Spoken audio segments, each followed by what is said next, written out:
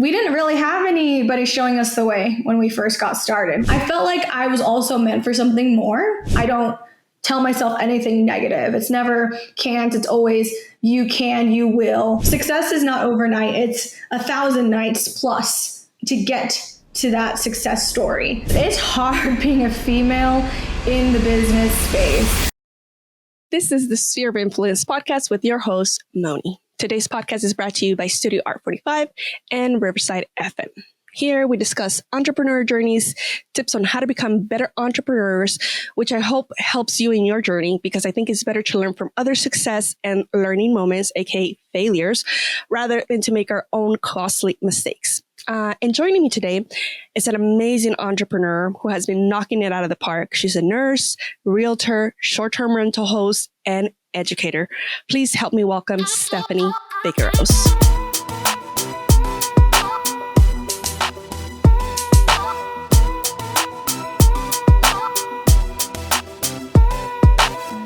Thanks Stephanie, for having me. It is a pleasure to have you. Thank you so much for being here with me. So tell me, Stephanie, a little bit about how you got started, because I know you were a nurse, and I'm guessing that's where you thought your life was going to be, and now you're here. So how did it all change? What was the moment where you're like, you know what, I no longer want to be there? Yeah, for sure. It's a big leap, right? Complete 180. And for me, honestly, I was in the hospital setting and I wanted to not rely on just my nursing income. And I didn't quite know how to do that because all I did was go to school for nursing. And so went to the internet. I almost went into e-commerce, like drop shipping, that type of stuff. And then I got shown a couple of real estate videos and from my boyfriend, and I already knew that real estate was a good vehicle. I guess it just never clicked to me that this was the vehicle to do at the time. So I wanted time flexibility. I didn't like having to ask for PTO, and I felt like I was also meant for something more. I like to challenge myself, and nursing's challenging, don't get me wrong, but I'll be super honest, it probably wasn't my first choice growing up. It was just something that my sister did it, my mom did it. And so no regrets. And honestly, I feel like it's a huge advantage actually in the entrepreneurship industry of business and relationships. But I just felt like this couldn't be it for me. And so taking the leap into real estate, I am a whole different human being than I once was when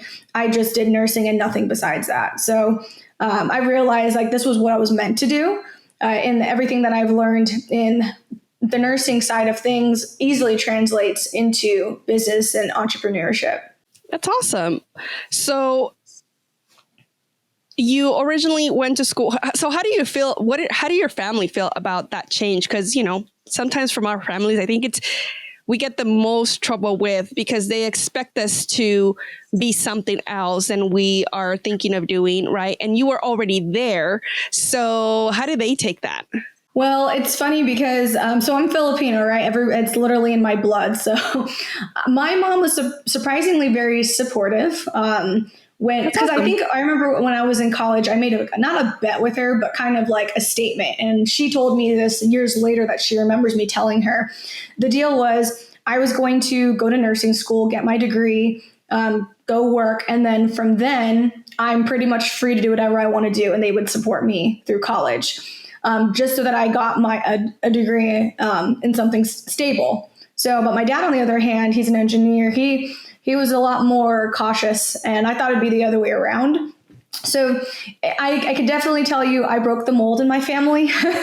And they still tell people, it's like, oh, what do your daughters do? And she's like, oh, they're both nurses. And I have to correct them and say, well, that is true for one daughter, but the other daughter hasn't done that in a couple of years. So I think there's still, because I don't know, people think that you're not clocking in, therefore, are you really working? And so I think they're starting to really see the amount of work I put into this to be successful at it. So it was mixed reviews, mixed bag, but overall, actually surprisingly pretty positive. Yeah. And I think a lot of people have that thought of that you had, as far as like they want to break it out of their normal 9 to 5 because they're tired of being held back by the rules of your work. And so for you, that was the main driver, correct? Yep, that really was. And I think too, it wasn't just external. I honestly think it was pretty internal. Internal, something wasn't sitting well with me. I just felt unsettled. I never truly felt like I was living the life I wanted and the life I was meant to live. And I could never pinpoint what that really was. And to be honest, before COVID hit, I was already like looking to make my exit somehow or transition. And when COVID hit, oh, it hit the nail like in the coffin. It was it.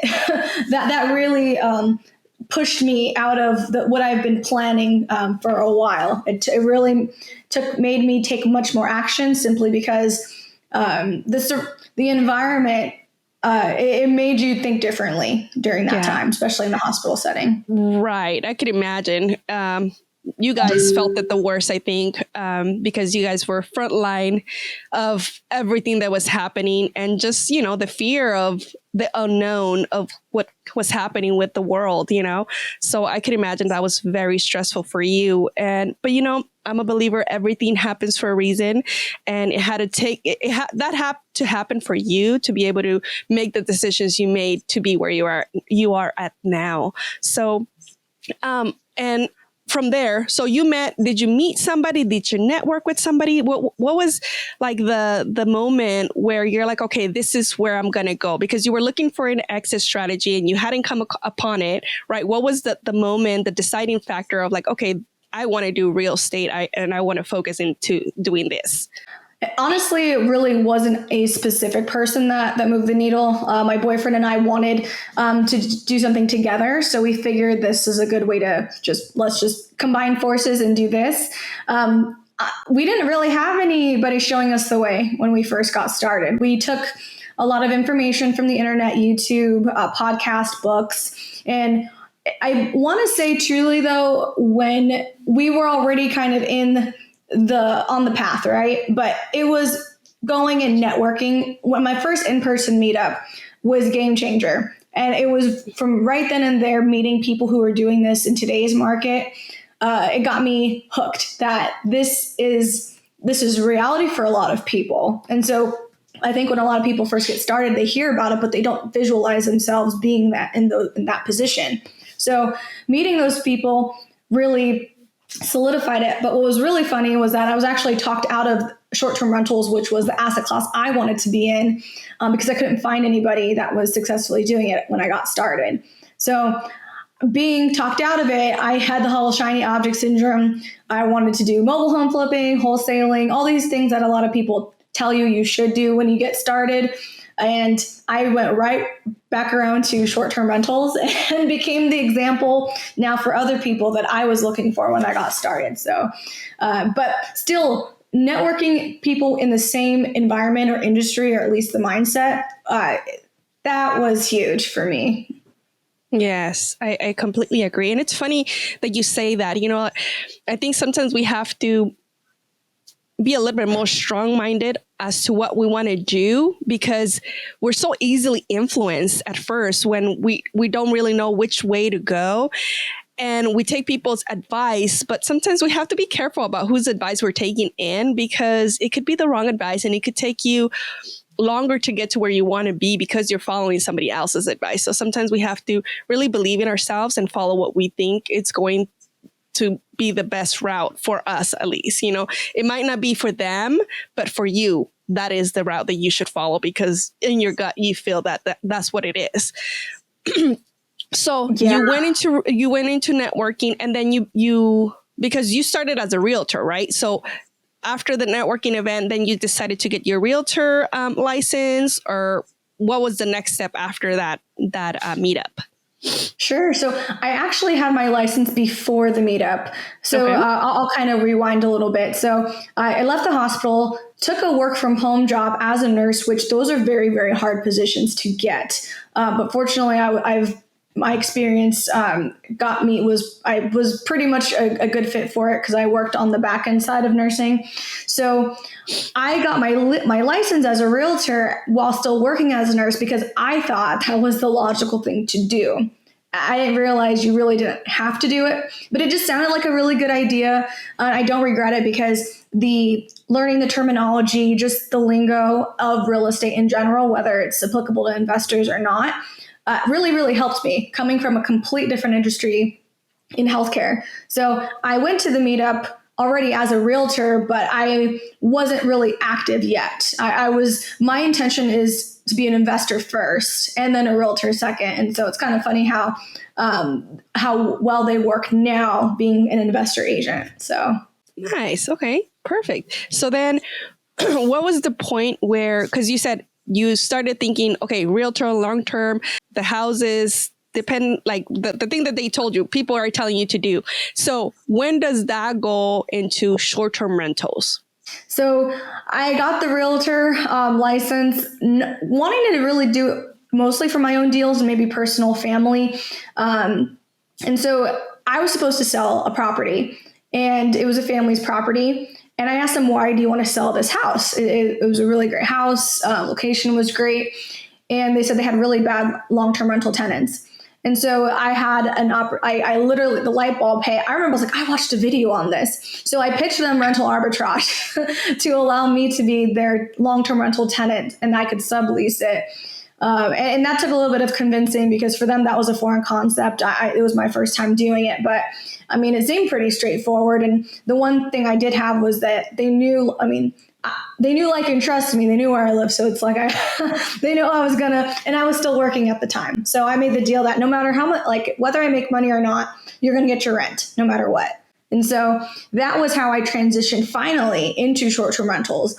And I was actually looking to buy my first short-term rental at the time, but we were still looking for the right market and things like that. So it was a nice way to kind of get my feet wet in short-term rentals by doing arbitrage in the beginning. Got it. Okay. And then, so now you actually this is what you're educating people in short-term rentals. So with your information and all your years of what you've been doing, like, what do you think it's the number one, I guess, hurdle for people when they're just getting started?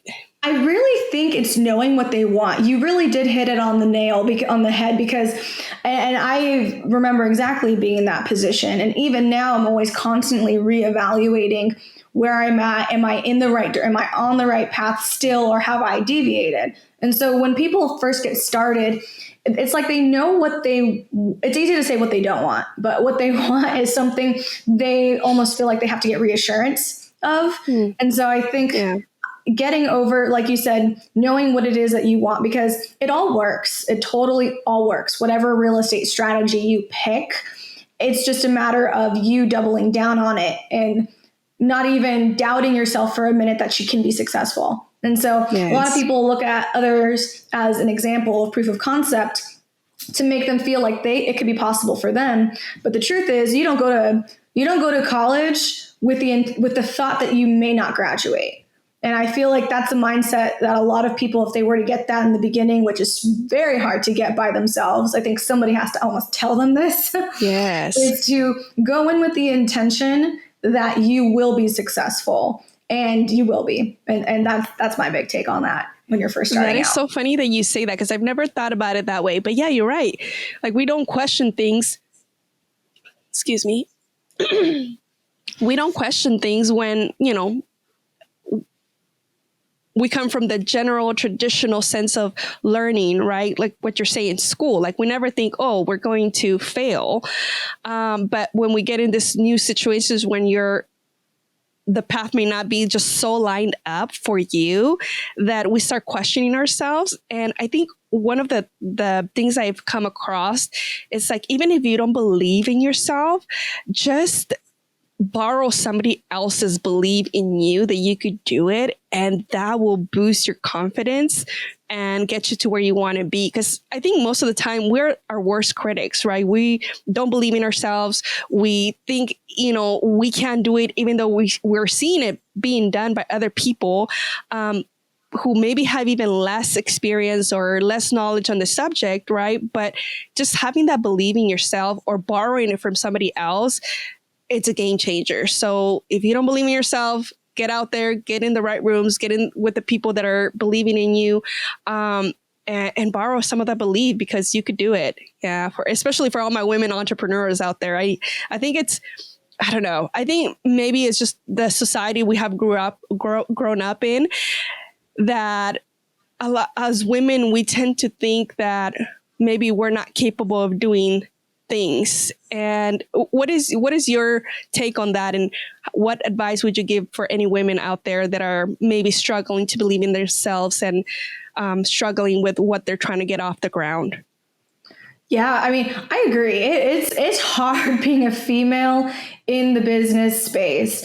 The first meetup I went to, I was probably one, maybe out of 3 women, and everybody else was men. And I came from a field of predominantly women in nursing. And so this was a huge, like, whoa, reality check of this is true. Like, this is harder. And so I think for a lot of females, when they don't be afraid to have the boundaries of what it is you want and don't want. And also just know that I'm biased because obviously I'm a female, but we have the way our minds work, we really are bred for business and entrepreneurship.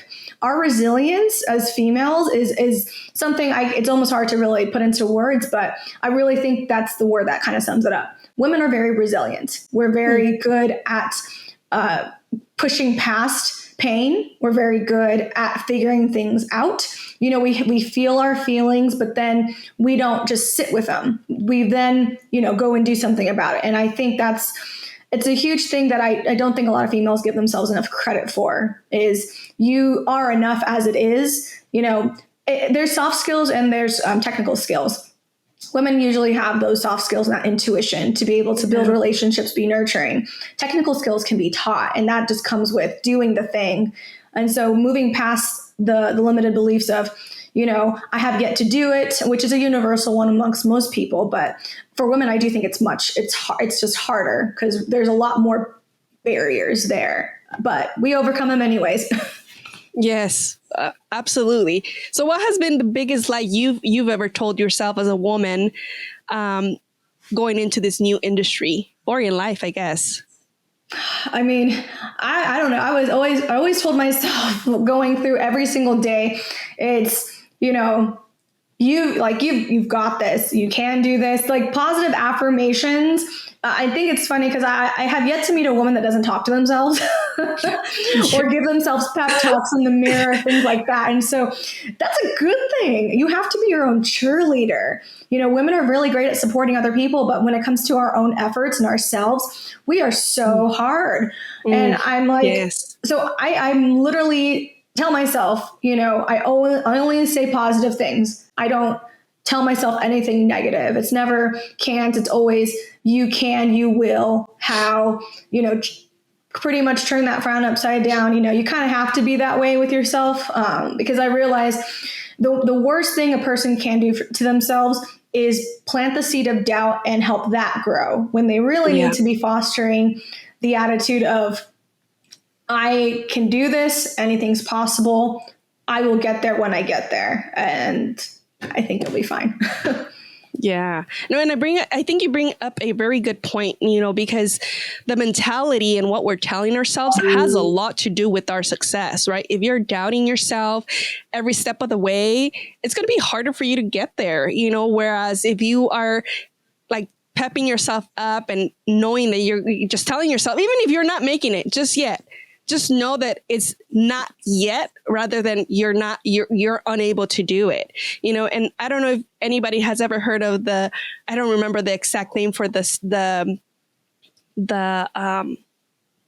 study that they've done with rice, where they put rice in water, so two bases with rice and water, and you talk negative to one. So you say all these bad things and the water starts to change and it starts to get darker. And it's just like, that's the power of words, so be careful with what you're putting out there, with what you're letting in, because that all affects us. Even if you don't think it does, it negatively affects you if it's negative. So be mindful, ladies, come on. So for your what you're doing now, right? For your portfolio or what you're currently doing, what is that looking like for you? What has been some of your success stories, and I guess learning moments along the way? Yeah, so I definitely believe in diversifying, but diversifying in different ways. So the majority of my portfolio really is short-term rentals, but I'm in different states. I'm in different markets: California, Texas, Tennessee, and Florida.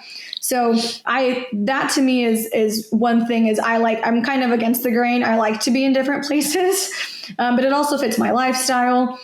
The other piece too is having a mix of both rental income, but also still active income within the short-term rental space. So I'm not opposed to co-hosting if somebody and I are a good fit, because you have the skill set to operate, but there's somebody that might. So even if it's not my property, I've managed others. And so having a good mix, and also right now I'm in the season of, I'd probably say I'm actually more in the season of active income. I'm not as heavy on the acquisition, I should say I am. I'm trying to I'm working rather on 2 hotel deals, but they're big deals. So they're a little bit more time consuming. So for me, my goal right now is to slow down on acquisitions and balance it out with some more active income streams to support the businesses as a whole. So every quarter I've been reevaluating what season I'm in right now. And so I would say that I'm more in the active income space within real estate, more than just like the rental income side of things. Like the houses are fine, they're paying for themselves. But I want to create a lot more of a cash flow buffer right now. Got it. Okay. And going back to your first thing, when you were saying being in different states, I think for people, it's very hard to understand, like just doing it in one state, because a lot of the people that are out there in the market teaching are saying, hey, start in your backyard, right? And some people are not even doing that because they find it hard. How do people also do it in other states if they haven't gotten the success of doing it in their own backyard? Yeah, so it's a daunting thing. And I felt the same way too when I started. It seems so intimidating because everyone's number one question is, what do you do if you're not there? One thing I realized though is out of state, long distance is all relative to where you are. Even though I'm based out of California, I was in Tennessee for 3 weeks, and now I'm closer to my other properties. And then the California side is now far, far away. So I think it really comes down to just knowing that you have good boots on the ground. And that's like the number one, that's the key to success out of state or long distance, is to have systems in place and good boots on the ground, the right people to help you. And to be honest, the more qualified people to help you. I had something close by to me, my first deal. I was showing up because the toilet was clogged and over flooding. I'm not a plumber. And I still showed up. And I spent like 3 hours at the property. And for what? I really didn't need to do that. I just called a plumber anyways. And so I think if people think about it that way, that they physically probably shouldn't be there because it forces you to have good systems. You want that regardless if you were close by or not. So I do think proximity is a myth. It's a false sense of security more than anything. It's nice to have stuff close, but once you go out of state, you'll realize there's so much more opportunity in other places. Why limit yourself only to your backyard if you don't want to be? I love that. And yeah, it kind of forces your hand to think outside the box and figure out what systems and people you need for it to be successful. And I think it goes back to the thing that you said about diversifying, right? If one market is not doing well, or suddenly something changes on the short term, like laws, right? Then you're not set up, you're set up for success because you're not just depending in one market. So I think it helps with that too. So that's a great point. Thank you for sharing. for those people that are in the beginning stages, what would you recommend for them to for their research, right? Like, how do they choose the right locations so that they are successful? So market research is one of those things where there's never a true right or wrong answer. I do think most people, and it's kind of it's a little different in with between as short-term rentals and long-term rentals, right? Just because short-term rentals, regardless, there is typically an emotional component to it. And that's not a bad thing. You want it to cash flow if that's your goal. But I do think people need to start with, where do you want to go? Because if you have a short-term rental in a market that you don't even want to be in, you're kind of doing it wrong. That's one of the benefits of having a short-term rental. You can go enjoy and visit it. Because I've yet to hear anybody that tells me, oh, I can't wait to go visit my long-term rental. That never happens. But with short-term rentals, I would start with, where do you want to visit? Because you're getting the benefits of visiting gets to become a tax write-off for you. It's making money. You get to have the appreciation aspect if you own the property.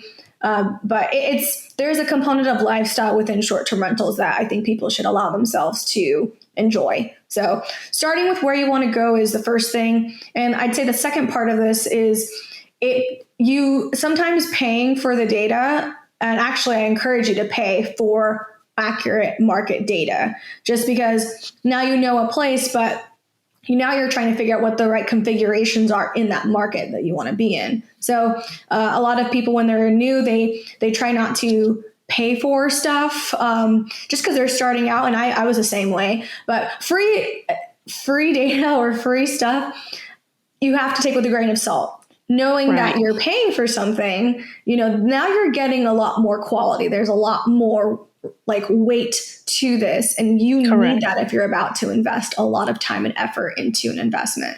So I wouldn't be afraid to pay for data. Yeah, gotcha. And so some people that are looking for that data, where can they find it? What are your recommendations for people? There's a lot of options. I always say you shouldn't rely on one piece of data just because there's different intricacies on all of them, but STR Insights is a good one. Especially when you don't know where to go and you want to be in the vacation space. STR Insights is meant for that. AirDNA is a good one. Now, it's expensive, so I will say that working with a short-term rental realtor that has access to it will be your best move, so that you don't have to pay for it and you get some help. Rabu is a really good one. This one is a free one. I really like that one. The way the interface works, and that's a good option too. So I'd say those are my top three. Perfect. And excuse me. So with that research, then what is the next step for somebody after they realize, okay, hey, this is a good market. And aside from the networking, like, what's the next step for them? For them is reaching out to STR-friendly vendors in that market. I always say during this phase, you should also look for other investors that are successful in this market and talk to them, network with them. You can Facebook message them just to get their take on how it's been doing. And then going and figuring out your financial situation, how you're going to finance the property is big. But reaching out to a realtor is probably the next all-inclusive step, because they can always refer you to an STR-friendly lender in that market if that's something you want to move forward with. Yeah, it always comes back to networking, people. So let's do it. And I know that there's different types of ways to go about it, right? Like there's co-hosting, there's Airbnb arbitrage, and then there's the purchase, right? For somebody that's just starting, would you say, hey, co-hosting is the best way to start? Or, and I know it depends, it greatly varies depending on somebody's budget and what they have available to them. But what would you say is the least, I guess, process for them to come in and get started with it?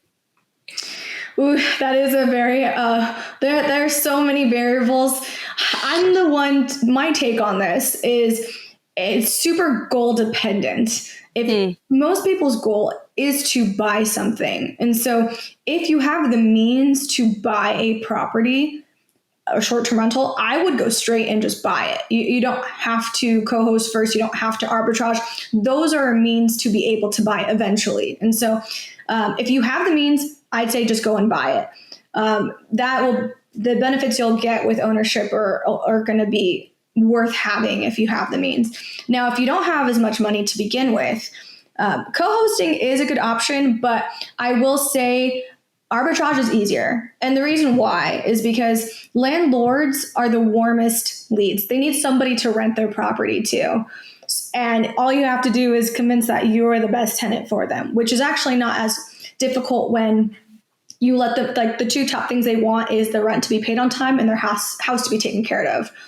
Now with co-hosting, they're relying on your expertise to manage their property and to make money as a short-term rental. So that does require a level of skill that's hard to show somebody when you don't have a portfolio already. So I'm actually going to be one of those people that tells you co-hosting shouldn't be your first method. If you were going to do this, though, partnering with somebody that has co-hosted before is the better option versus just going by yourself alone. Now, if you have an opportunity to manage and it's somebody you know, like, and trust, and vice versa, by all means, take the opportunity. But if you're trying to come up with a method to get started, I would really go back and look at what's your bandwidth looking like right now, financially, time-wise, all of that. I think that's a great information. And so this is what you actually do for people as well, right? So that you're in the education and you're providing this type of education for people getting started. I'm guessing it's in the Airbnb industry. Is that correct? Mm-hmm. Yes. Okay. So can you talk a little bit about that and how, like, what does your program look like? Why should people join it? What are they getting out of there? Because there's so many programs out there, but I really loved your energy. We actually met in San Diego maybe 2 weeks ago.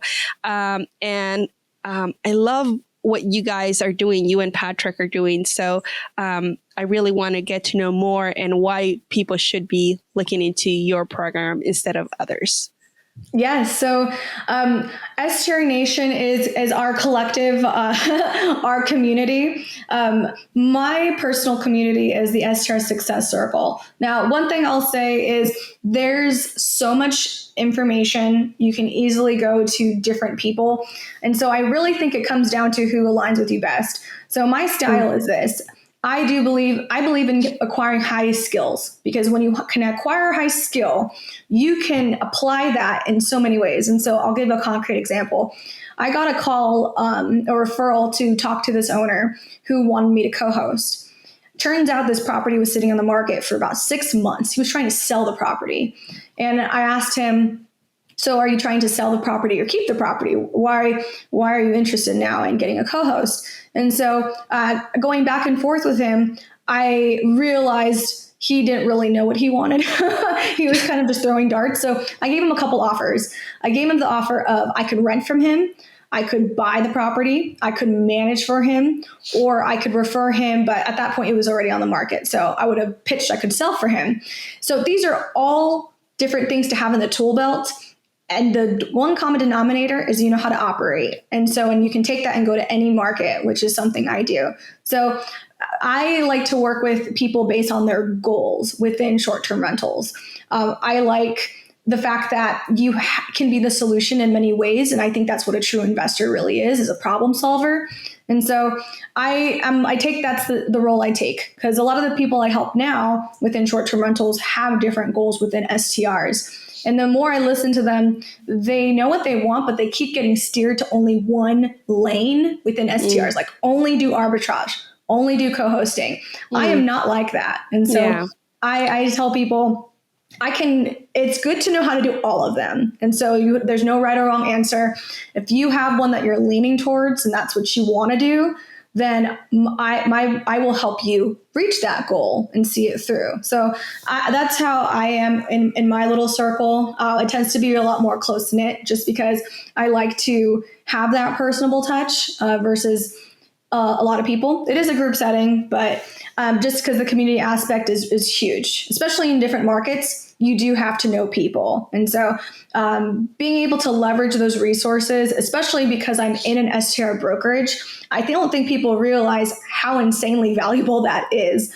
I got an off-market deal because of being already in that circle, and I can easily pass that on to somebody else because the more I'm into this, the way more selective I am with my buy box. But that could be a perfectly good deal for somebody just getting started. So that's what I'll say about that.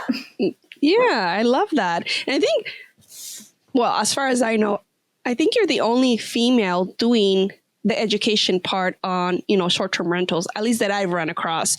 And you're doing an amazing job. I love how I love your energy and the education portion that you're giving. Her speech at the STR Nation was amazing.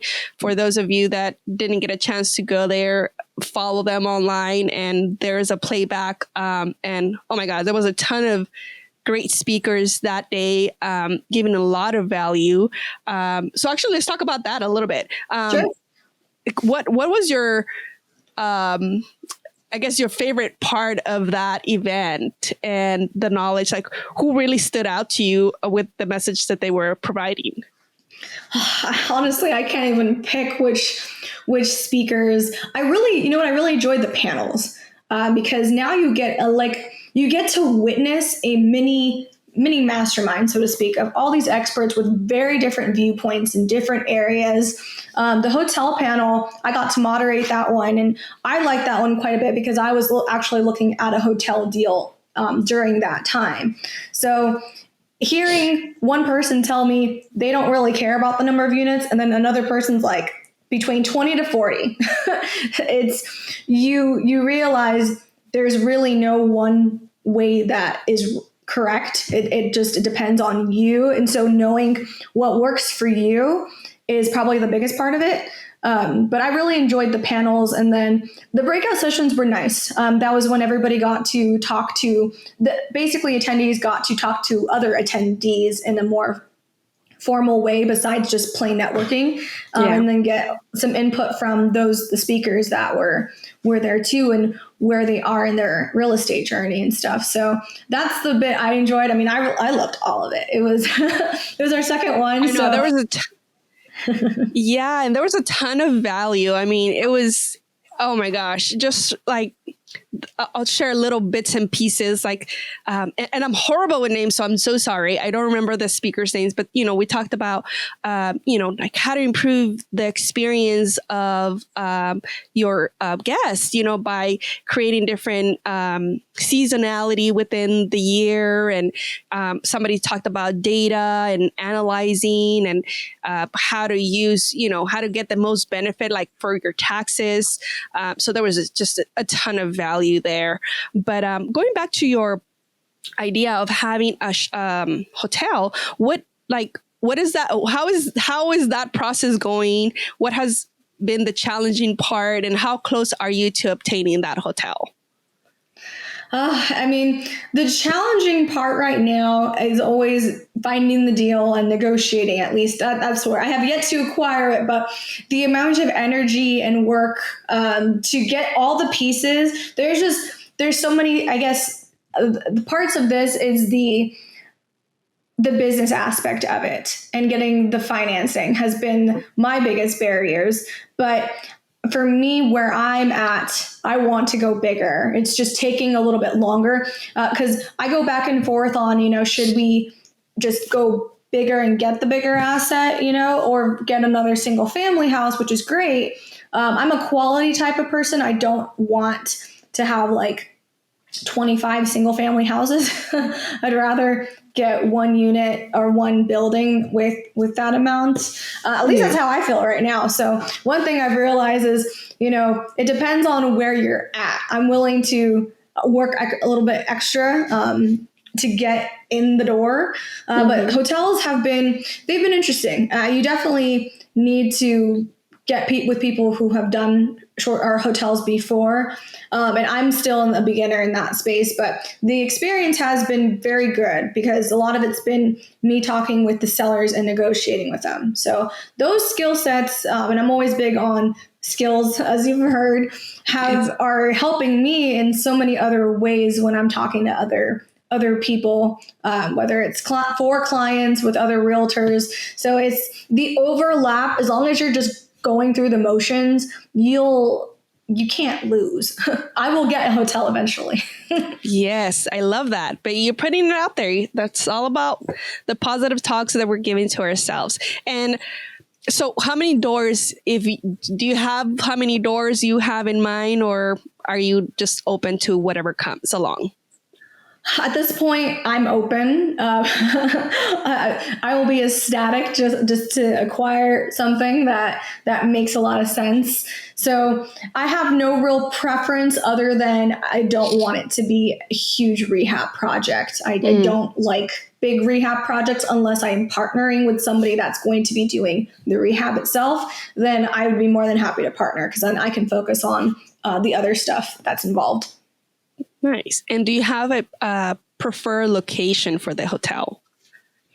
Right now, so preferably a market I'm already familiar with. So one of the ones that we've been working with the seller on is in Tennessee, and the other one's in California. So preferably, I would love it to be close by in California, just because for something of that size, it would be convenient to go and visit. And so even though I'm not going to be going there all the time, with something of that stature, I think if you can get it close by, that would be the first choice, or at least in a market where I already have an infrastructure set up.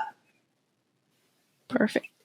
And then while we're speaking about infrastructures and systems, what are some very basic systems that people that are coming into this industry that they should have, or information where they could find that? So systems and processes and getting organized is a struggle of like everybody, and it never seems to end. It's like putting laundry away and then needing to use clothes again. That's how I see it. So I think when you're brand new, it's so much easier to get things lined up properly in the first place. But don't let that hold you back from getting started and taking action, because sometimes just going through the process, things will fall into place. Just because I've seen some people get every single thing lined up, and then it's like almost too premature. But once it happens, they're a little bit in a better position. But I would say start with something super easy for your own life, a project management software. So I like Asana. There's ClickUpMonday.com, something to really get you organized in general, because how you are in one part of your life is going to be likely how you're going to be in business too. Yes. And so getting organized there is the easiest and most like attainable way to get started when you're learning to do this. And then have a method, have a routine, consistency. Like I am getting back into, I've been traveling for a little bit. So whenever I travel, my routine gets out of whack. But something that really helped me when I first got started was having a very solid morning and a solid night routine. It kept me very grounded for anything that happened during the day. So getting your mind right, and then also your body right too. These sound like kind of they sound very obvious, but they make a difference. They make all the difference. Yes. Yeah. So what does that look like for you? Like your perfect night and your perfect night routine? So for me, what do I do now? I pretty much, I will allow myself space to breathe and do what I want for like a good 30 minutes to an hour. And I don't even judge myself. So if I want to go and watch an episode of something, if I want to scroll, I allow myself, and then I stop at a certain time. And then after that, brush your teeth, skincare. And once I'm in bed, I will read.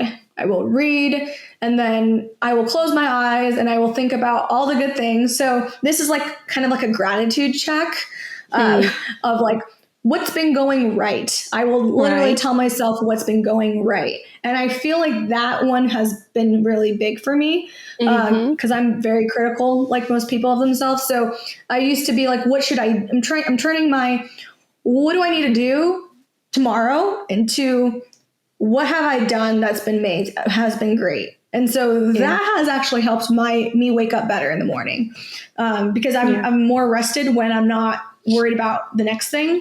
I'm more reflecting on the good stuff that happened. I love that. Excuse me.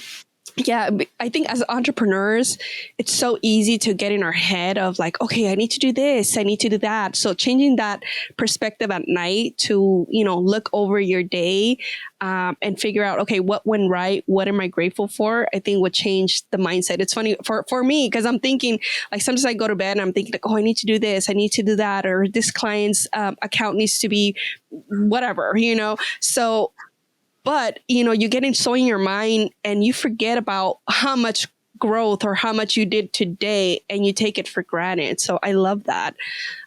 For me, I try to, I think mind and body go together, right? So I try to do a workout in the morning and have some time to meditate, which I have been actually really bad for a few weeks now. Usually I used to meditate right after my workout and I could tell the difference. I could definitely see the difference of like not meditating and how it affects my day. So something I need to work back on, but I think you brought up a good point. Like we have to be kind to ourselves and not judge ourselves and just go with the process. Know that there needs to be adjustments, but don't judge yourself so harshly and just do the thing, whatever it is that you need for yourself, do it. Don't judge yourself and get back to whatever it is that that needs to be there and implement it. So, so for social media, what are you doing for social media? What does that look like? Why should people be on social media, especially businesses? What is your take on that?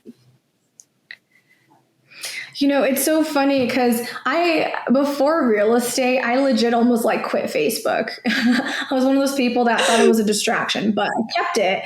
And now like complete 180. Oh, I love social media. For me, it's been a good way to show people kind of like, people don't know you. It's a way for people to get to know you, what you're about, what you're up to. And so I've learned that it's actually, it's attracted a lot of things for me. So I'm putting it out there instead of me having to go after individuals. I have a lot of people who are more curious and they'll come to me. And that's a great way for, that's been helpful when it's come to clients, when it has come to just even potential partnerships or ways to work with somebody. Putting yourself out there, being consistent, which is something I struggle with. I think everybody struggles with, quite frankly. Yeah. But what I really like though is it builds. It sounds funny, but it builds character. It really does.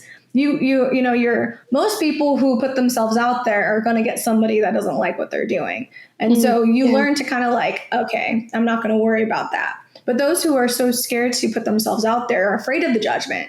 So once you face the fear and just put it out there and you're not doing it for other people, you're doing it for yourself, you don't care anymore of what other people think about you. And that is empowering because you're not giving that away to somebody else. So social media has been a very interesting journey. And it's crazy to me just how I've noticed like behaviors, like I'm looking at social media more now, not just as a like distraction, what people think it is, but being just more methodical about it, and also a way that can boost your business and exposure. And that's what you want. It's free marketing. It lives forever. So I think everybody should do it for their business, whatever it is.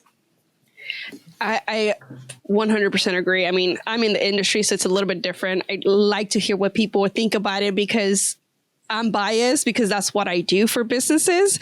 But I love to hear other people's take on it because, like most people are afraid, just like you said, to get out there and expose themselves and what people are going to think or what people are going to say.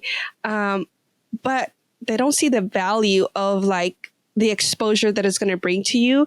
But for me, the most important part, or what I like about it, is the people you're going to touch, because you just never know how your post is going to affect somebody else. And we don't think about it, right? We don't think about the few seconds that you're there. Either you could help somebody with the information that you're giving them, or just empower them to go out there and do the same for themselves, and I think that's part of what we need in the world, just encouragement for people and business owners and individuals, and get out of the mindset of perfection, and I know it's so hard. It's so hard to think, oh, I'm just going to put it out there. With the judgment and the perfectionist part, you'll never get started. So just get out there, get started.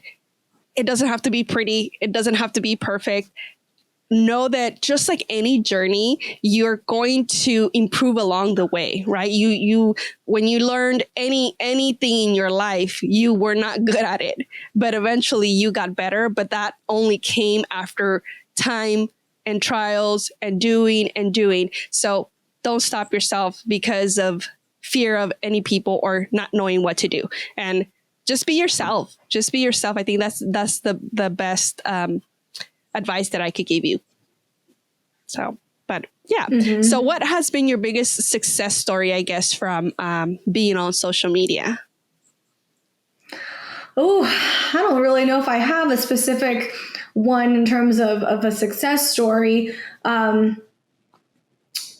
I think you hit something, and for some reason, it didn't come to mind when I first thought about it. I was thinking more technical stuff. But what I've heard, when people have come to me and told me that some video that I did post inspired them to do an action, that to me is like, yeah, that's success, because you are showcasing yourself as an example. And so people look to that as inspiration.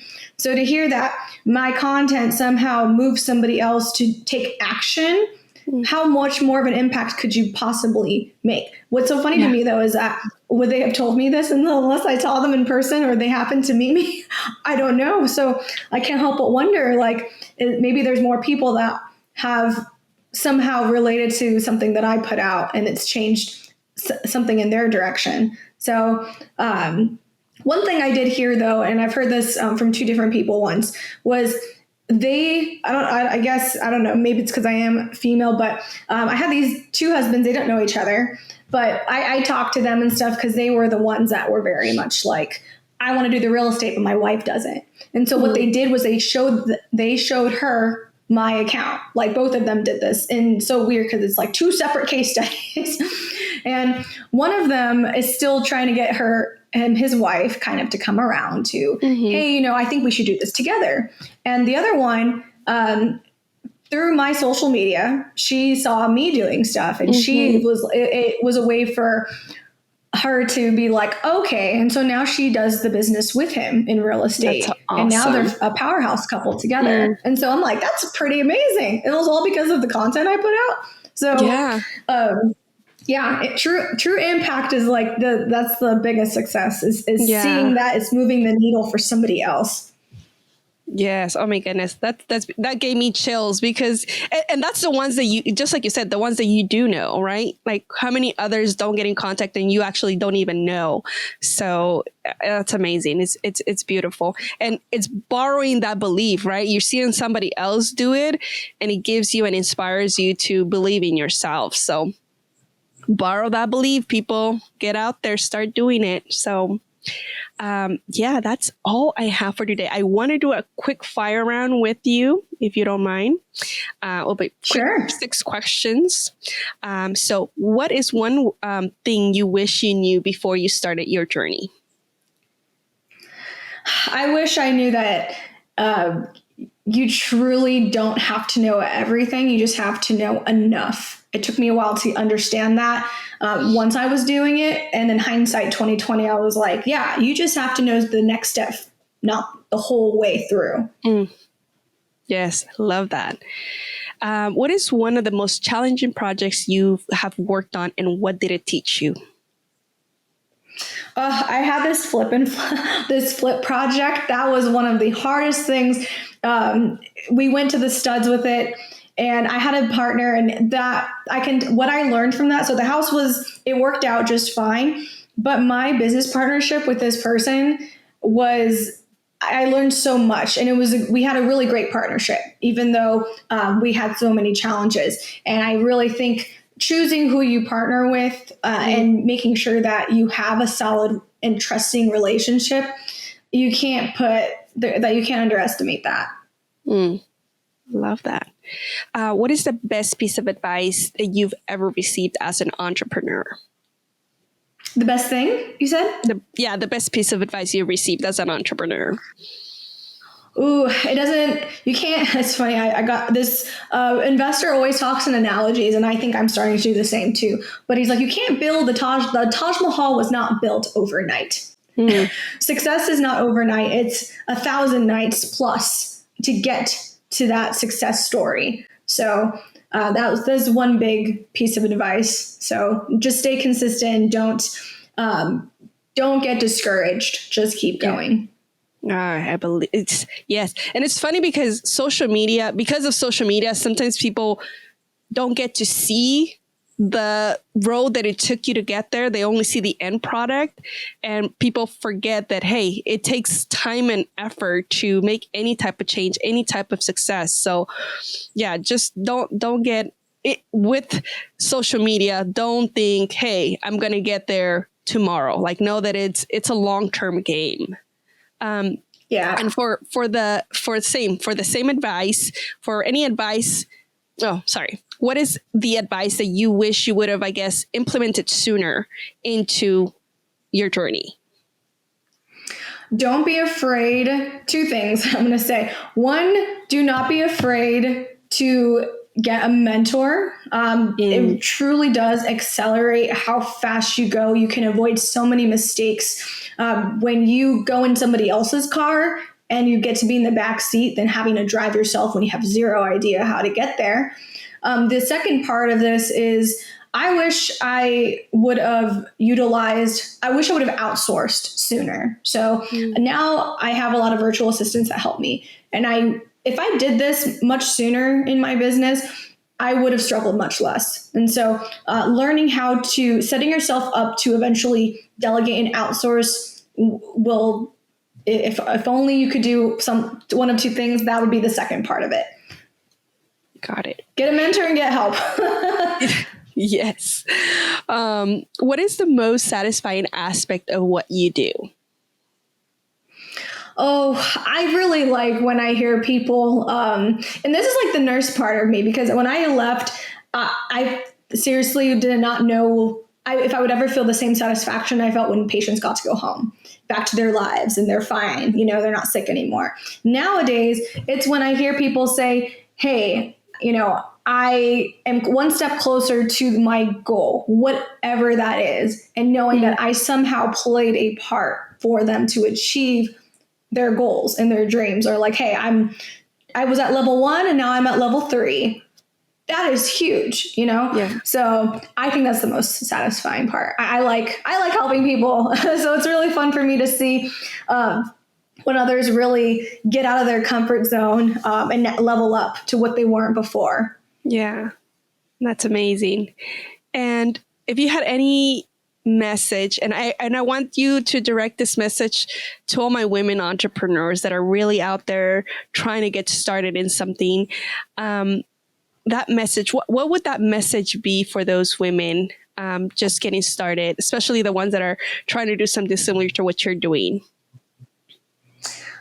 Really invest in yourself and prioritize your own self-care before anybody else. And that's allowing yourself to be selfish. And selfish is not a bad thing. It is a necessary thing in order for you to be in your best state to be able to give back to your family and to your loved ones. And so I have a personal goal, which is to become the best version of myself. And by doing so, I can bring the best versions out of others. And so I really, that's the biggest thing, is to allow yourself to do that.